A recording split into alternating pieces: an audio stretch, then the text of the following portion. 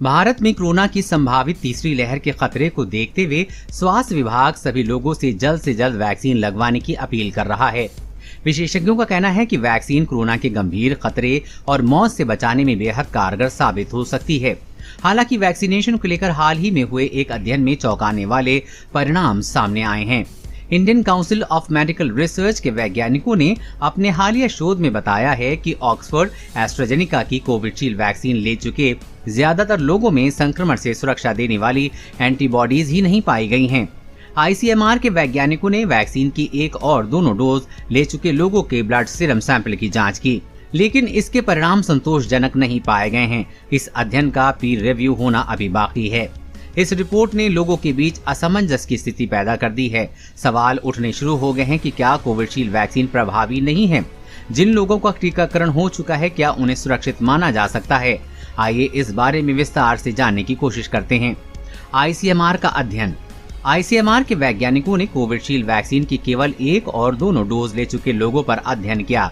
इसमें वैज्ञानिकों ने पाया कि वैक्सीन की एक डोज ले चुके करीब 58%, जबकि दोनों खुराक ले चुके 16% लोगों में एंटीबॉडी ही नहीं देखी गई हैं। हालांकि इस संबंध में क्रिश्चियन मेडिकल कॉलेज वेलोर में माइक्रोबायोलॉजी के विभाग के पूर्व प्रमुख डॉक्टर टी जैकब जॉन का कहना है कि अध्ययन में एंटीबॉडीज का न दिखने का मतलब ये नहीं है कि शरीर में एंटीबॉडीज बनी ही नहीं है। संभव है कि एंटीबॉडीज कम बनी हो जो फिलहाल अध्ययन में पता न चली हो।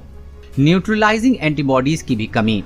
वैज्ञानिकों ने अध्ययन में पाया है कि वायरस को विशेष रूप से लक्षित करके मारने और मानव कोशिकाओं में प्रवेश करने से रोकने वाले न्यूट्रलाइजिंग एंटीबॉडीज टाइट्रेस भी डेल्टा वेरिएंट के खिलाफ कम पाए गए हैं। सीरम सैंपल के अध्ययन में पहली लहर का कारण बनने वाले B1 वेरिएंट और डेल्टा वेरिएंट के बीच न्यूट्रलाइजिंग एंटीबॉडीज टाइट्रेस का अध्ययन किया गया। इसमें वैज्ञानिकों ने पाया है कि वैक्सीन में केवल एक शॉट ले चुके लोगों में B1 की तुलना में डेल्टा वेरिएंट के खिलाफ न्यूट्रलाइजिंग एंटीबॉडीज 78%, जबकि 2 शॉट लेने वालों में 69% तक कम पाई गई है। क्या कहते हैं स्वास्थ्य विशेषज्ञ? आईसीएमआर के इस अध्ययन के बाद से ही लोगों के मन में वैक्सीनेशन को लेकर तरह तरह के सवाल हैं। इसी बारे में जानने के लिए अमर उजाला ने इंदौर में कोविड ट्रैकिंग प्रभारी डॉक्टर अनिल डोगरे से बातचीत की। डॉक्टर अनिल डोगरे कहते हैं कि वैक्सीनेशन को लेकर कई स्तरों पर परीक्षण और अध्ययन किए जा रहे हैं। वैक्सीन प्रभावी नहीं है ऐसा मान लेना सही नहीं है। वैक्सीन लगने के 10 से 14 दिनों बाद ही एंटीबॉडी का सही अंदाजा लगाया जा सकता है। कुछ लोगों में एंटीबॉडीज बनने में और भी वक्त लग सकता है। संभव है कि ब्लड सीरम का सैंपल वैक्सीनेशन के कुछ दिनों बाद ही ले लिया गया हो, जिससे सही परिणाम सामने न आए हों। कोविशील्ड वैक्सीन को लेकर दुनिया भर में हुए अन्य अध्ययनों में इसे काफी प्रभावी बताया गया है। फिलहाल हमें इतना मानकर चलना चाहिए कि वैक्सीन संक्रमण के खतरे से बचाने में हमारी मदद करती है। सभी लोगों को वैक्सीन जरूर लगवानी चाहिए।